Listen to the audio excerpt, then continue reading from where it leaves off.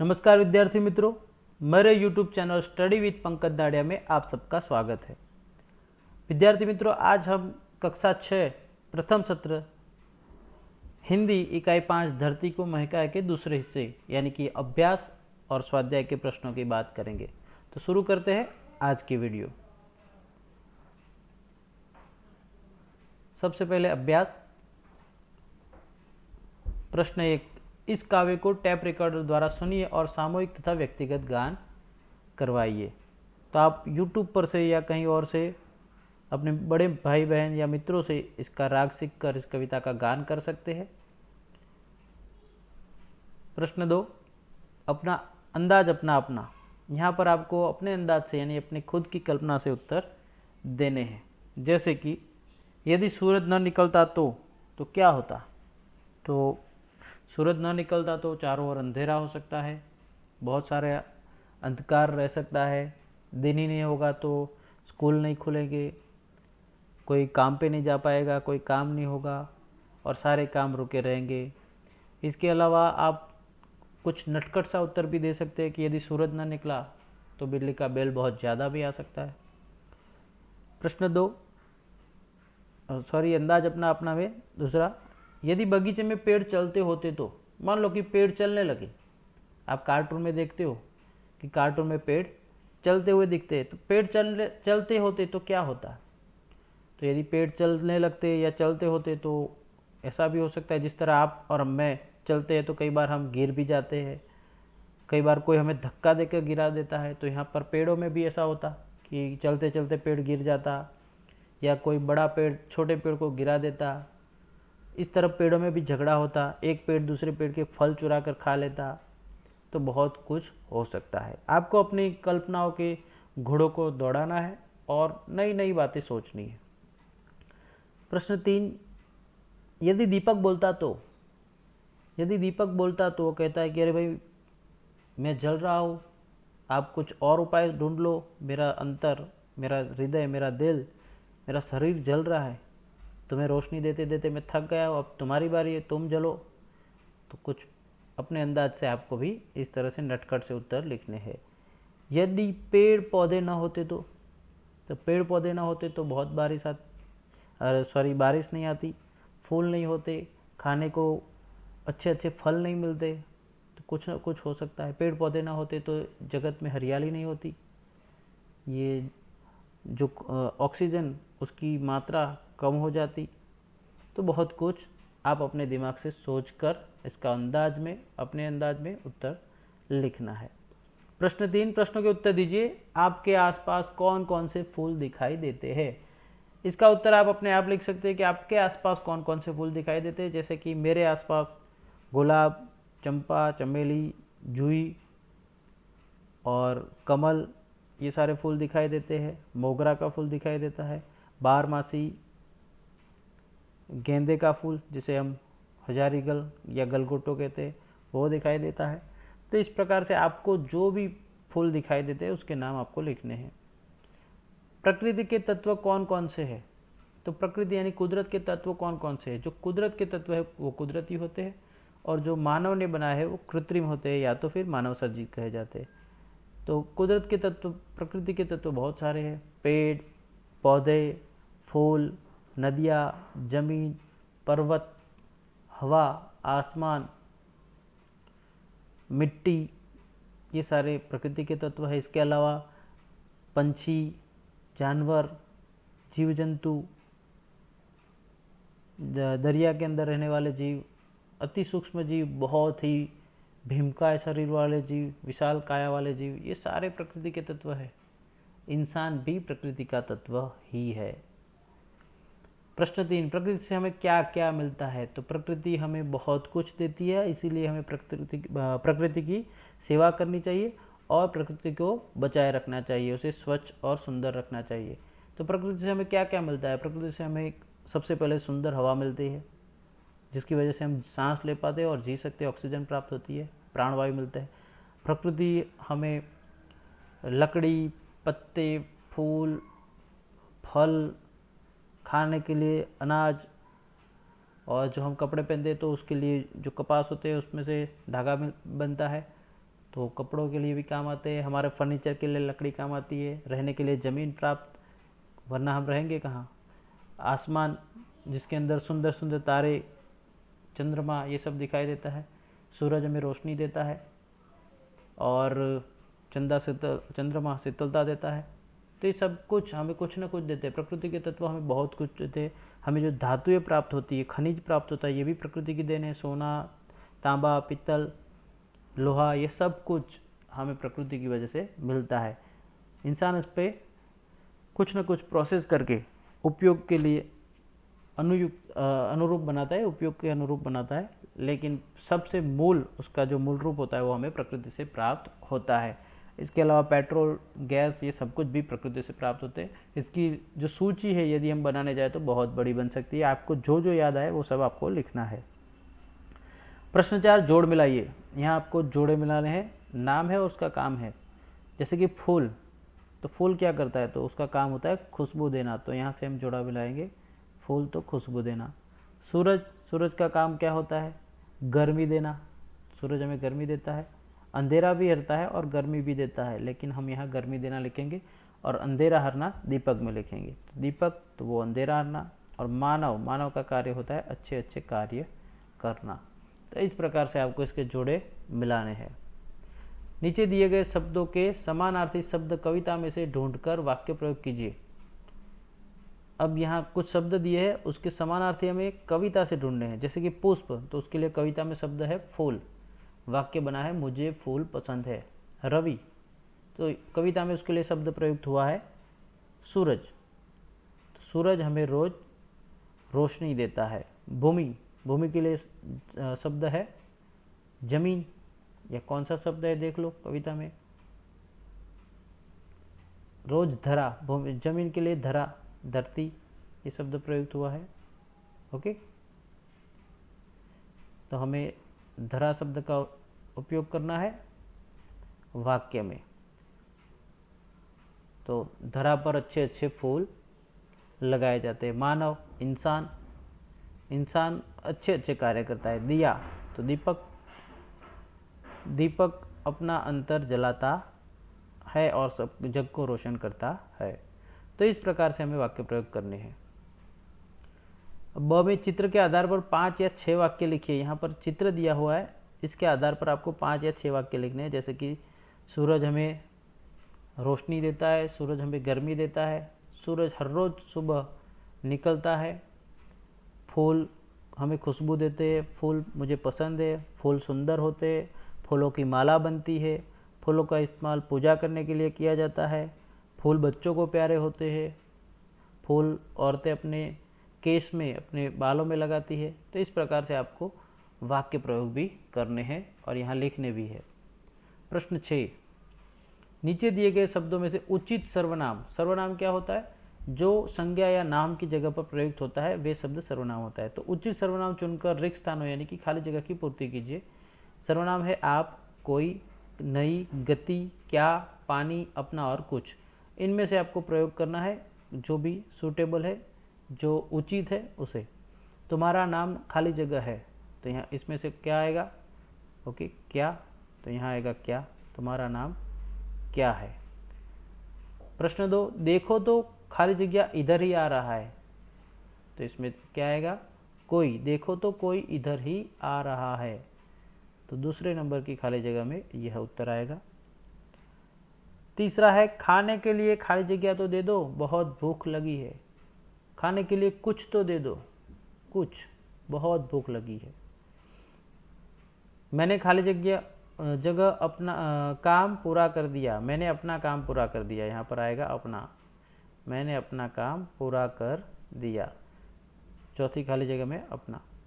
पांचवा, खाली जगह कहाँ जा रहे हैं, तो आएगा आप कहाँ जा रहे हैं। ओके, तो ये सारे सर्वनाम है। नई, गति, पानी, ये सर्वनाम नहीं है, तो हमें सर्वनाम का उपयोग करके इस खाली जगह को भरना था। प्रश्न 7, ऊंची आवाज़ में पढ़िए और समझिए। तो ये केवल पढ़ने के लिए है, आप मेरे साथ भी पढ़ सकते हैं और मेरे बोलने के बाद भी बोल सकते हैं। प्रमाण, सूक्ष्म, कार्यक्रम, ग्रहण, ड्रामा, श्रृंगार, ट्रेन, श्रमिक, शरतचंद्र, राजेंद्र, कवयित्री, श्रेष्ठ। फिर से प्रमाण, सूक्ष्म, कार्यक्रम, ग्रहण, ड्रामा, श्रृंगार, ट्रेन, श्रमिक, शरतचंद्र, राजेंद्र, कवयित्री और श्रेष्ठ। तो इस प्रकार लिखना है हमें, सॉरी पढ़ना है, और इन शब्दों को लिखकर भी आप पढ़ सकते हैं जिससे आप अच्छी तरह से इसे सीख सके। अब बात करते हैं स्वाध्याय की। प्रश्न 1, प्रश्नों के उत्तर लिखिए। पहला, फूलों से हमें क्या सीख मिलती है? तो हमने कविता के सारांश में सीखा था इससे पहले के वीडियो में।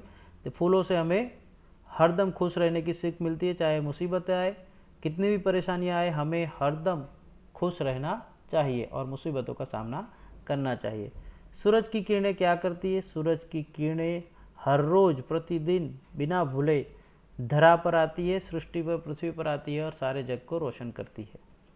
दीपक जग को कैसे रोशन करता है? तो दीपक अपना अंतर, अपना हृदय, अपना दिल, अपना शरीर जला जला कर जग को रोशन करता है। धरती को स्वच्छ और सुंदर बनाने के लिए आप क्या करेंगे?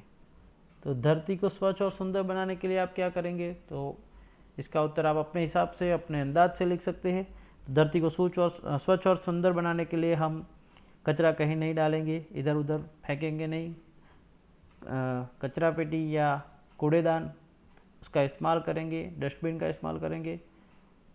अलग अलग जगहों पर थोड़े थोड़े अंतर पर हम डस्टबिन, कूड़ेदान रखेंगे ताकि लोग उसके अंदर कचरा फेंक सके, डाल सके और हमारे जो गलियां, हमारे रास्ते ये स्वच्छ रहे। हम कहीं पे भी गंदगी नहीं फैलाएंगे। योग्य समय के अंतराल के बाद हम हमारी नदी, नाले, तालाब और हमारे जो गांव है, गांव के चारों ओर की जो जगह होती है, इन सब की सफाई करेंगे और इस तरह से धरती को स्वच्छ और सुंदर बनाएंगे। जग में नाम कमाने के लिए हमें क्या करना चाहिए? तो जग में नाम कमाने के लिए हमें सच्चे और अच्छे कार्य करने चाहिए। आपकी कल्पना में प्रश्न 2 है, जब आप किसी वस्तु का नाम लेते हैं तो उसकी तस्वीर आपके सामने आती है। जरा सोचे तो उससे संबंधित और चित्र भी मस्तिष्क में उभरने लगते हैं। उदाहरण के तौर पर घेरे के भीतर फूल शब्द का नाम लेते ही पंखुड़ियों में लिखे भाव सामने आ जाते हैं, जैसे कि फूल तो ताजगी, सुंदर, खुशी, कोमलता। आप इसी तरह अन्य घेरे में लिखे शब्द संबंधी अन्य शब्द सोचकर पंखुड़ियों में लिखे।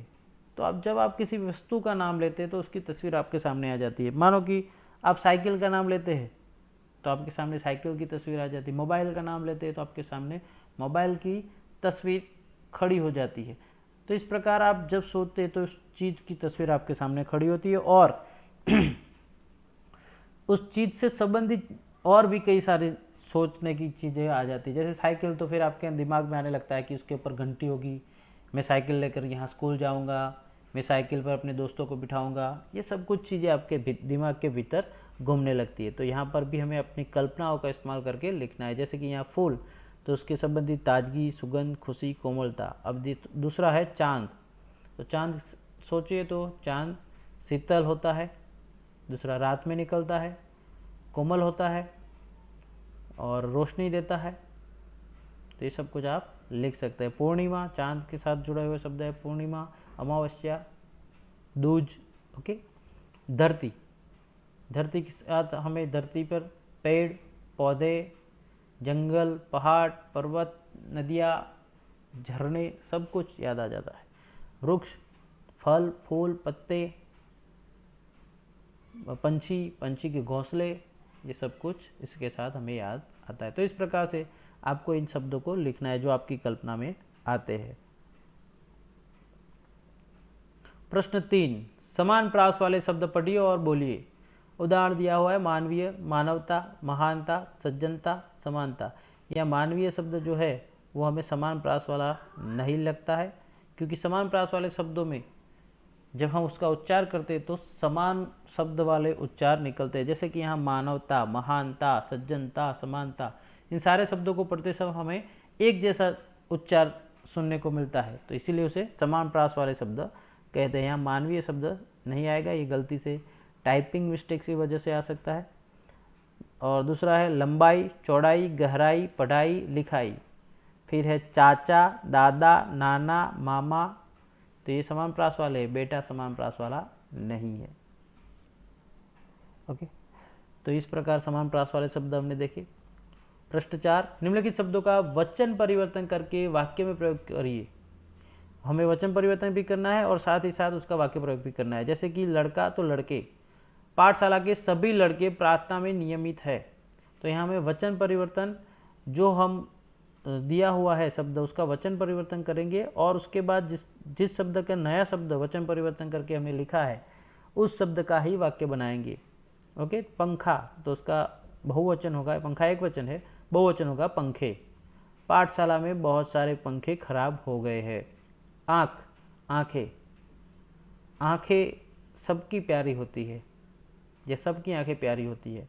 किताब, किताबें, आज हमें पाठशाला में किताबें दी जाएंगी।